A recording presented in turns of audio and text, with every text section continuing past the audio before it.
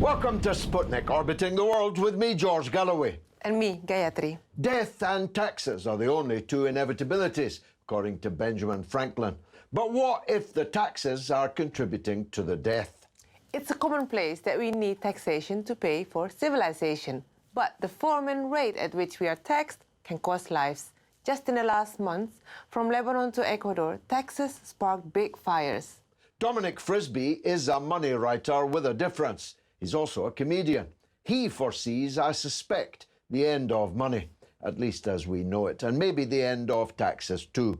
He's the author of a brand new, brilliant book, Daylight Robbery, and he joins us now. Dominic, welcome back on the Sputnik. Let's start with the book, though there's much else about you to admire and to probe. It's a brilliant title for a start. And I've always been of the view that it might be a lowbrow thing to say, but the title of a book means a lot. Well, it does. You're very kind. And the title, the expression daylight robbery, actually comes from the window tax. That's where we get the expression from. And when they Because were... we were once taxed for windows and beards, so you and I would have been... We were Henry VIII taxed beards, and also Peter the Great in Russia. He wanted to make... He felt that Russians were a bit backward, and he wanted to modernise Russia, and so he levied a tax on beards. And if you carried a beard and you hadn't paid the tax, you would be publicly shaved. People would just come up and shave you, or you had to pay the tax and you had to hang a token from your beard to prove you'd paid the tax. And the token said, the beard is a superfluous burden. How extraordinary. How I mean, crazy. that's one of the great things about your book, in that you give us the history of taxation. Most people, I suspect, perhaps me included, imagine taxation to be a relatively modern thing. Taxation is as old as civilization. The very first records of writing we have are tax records. Wow. And the very first taxes were levied in ancient Mesopotamia called esretu, which was a tithe, when you gave the tenth. And the reason, and you know, the idea of the tithe, the tenth, is common to pretty much every ancient civilization there is. And it's thought that the number was a tenth because we have 10 fingers on our hands, and it's a sort of a natural number, easy to calculate. But probably the idea of this sense of duty to the greater collective probably existed in the hunter-gatherer societies that predated civilization. So you concede that taxation as an idea does flow from that collective responsibility? This, absolutely. This is the essential dilemma. On the one hand, tax is theft, because you are having things taken from you, forcibly taken from you, which is yours. And on the other hand, taxes are the price we pay for civilized society. In fact, those are the words that are inscribed on the outside of the IRS building in Washington, D.C. And this is the attempt, there's always a huge moral argument. And, you know, Churchill described taxes as a necessary evil. And like I say, there's never been a civilization without taxation. Taxation of some kind is inevitable. There's this incredible relationship through history between war and tax, because without tax you can't fight wars. And you know, tax is paid for every single war in history, either during the event or after. You plunder and then you tax the newly conquered territory. But at the same time, wars have enabled leaders to levy higher amounts of taxation. It's very hard to levy new taxes in peacetime. There's a long history of leaders, you know, Margaret Thatcher, a great example, trying to levy new taxes and it backfiring on them. Mansion tax was another idea. It's very hard to levy new taxes in peacetime. You normally need some kind of crisis for the new tax to happen. So there's this long relationship between tax and war. Aristotle's idea that the richest among us should be no more than 3 times as rich as the poorest among us would, of course, reduce the need for tax, wouldn't it? And isn't the argument about the method of taxation? You mentioned Mrs. Thatcher. I was myself one of the leaders of the refusal to pay the poll tax. Good for you. I was present in Trafalgar Square when, metaphorically, in a way, she fell. She fell a little later, but it did bring her down. And the problem with her tax, the poll tax, was that it took no account of your ability to pay. Yeah. This is the idea of progressive taxes, where you pay, the more you earn, the more you pay. And hers was a flat rate of poll tax. The Duke paid the same as the dustman emptying his bins. Yeah, and this was a great scandal. But what actually brought Thatcher down with that poll tax was she imposed it, and it was to be paid to your local council. And the idea was she was trying to bring, she hated all the councils. This was the era of, you know, the loony left and Haringey, you know, all the crazy stuff that went on. Some of it was quite good, by the way, but go on. All right. But you know what I mean, you know. And she was trying to bring greater accountability to councils because they were spending way more than they were taking in. And she thought the poll tax, because it was a transparent tax, she thought it would do that.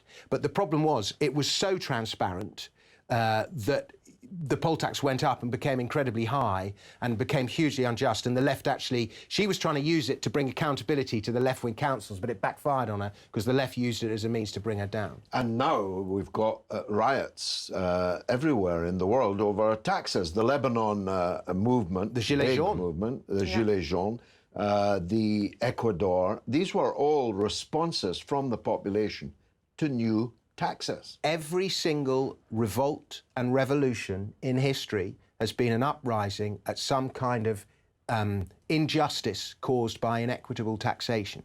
No taxation without representation. American Civil War, the French Revolution. You know, taxes, excess taxes, paying for the decadence of the aristocracy. The Philippine Revolution began with the cry of Pugad Lawin, where he exhorted citizens to tear up their tax certificates, and that's because tax is a system of rule. It's a system of control, and tax is power. If a leader loses control of his tax revenue, he loses control of his power, whether it's a king or an emperor or a government as in today. You know, tax is control and power.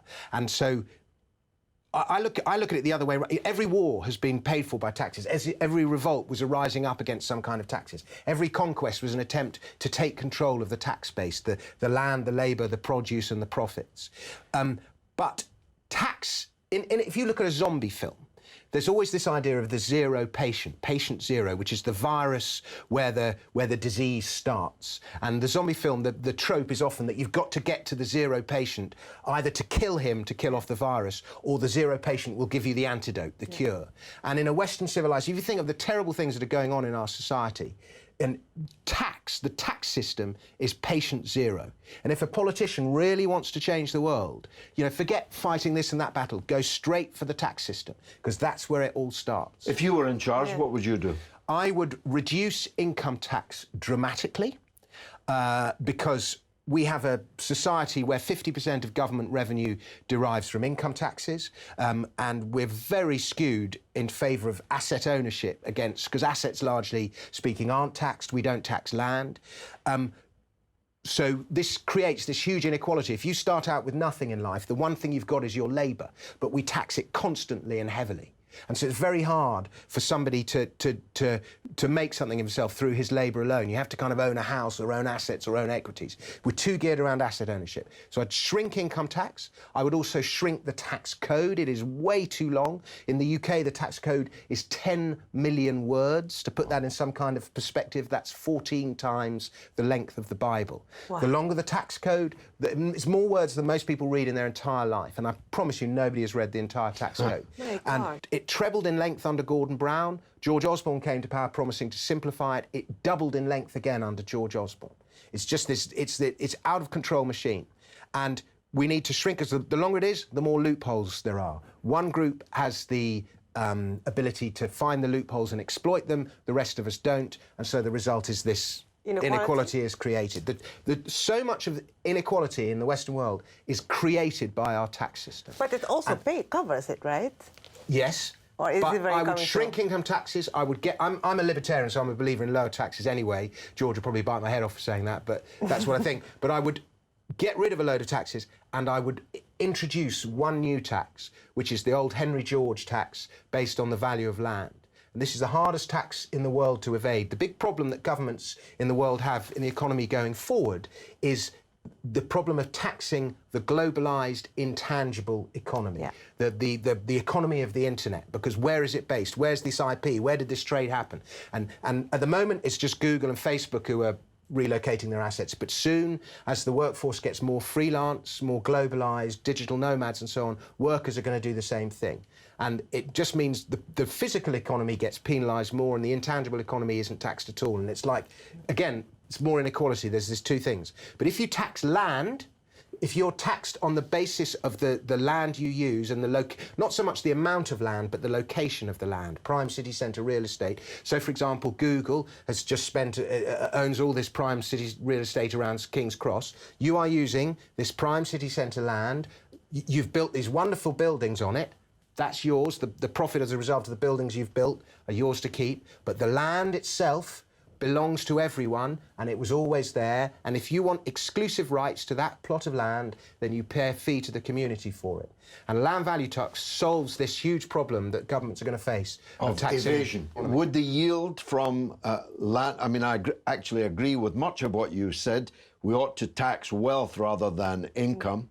Taxing income is a disincentive to working people of whatever kind. But taxing the wealth that people have, the land that they have, the houses that they have, and so on, is much more efficient.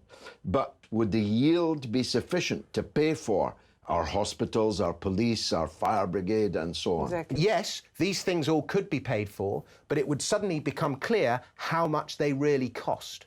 And then the taxpayer might think, OK, no, I'm happy to pay for that. Or he might go, do you know what? I'm not happy to pay for that, and I think the private economy, you know, the free market can provide these things to a higher standard for a lower price. But that is an issue to be debated by the political parties, and the political party that wins the election, you know, because, again, every political argument is ultimately about taxation. What are we paying for, who pays, and how? Daylight Robbery, fantastic book. I urge everyone to get it. Dominic Frisby, thanks for joining us Thank on you the very much. Sputnik.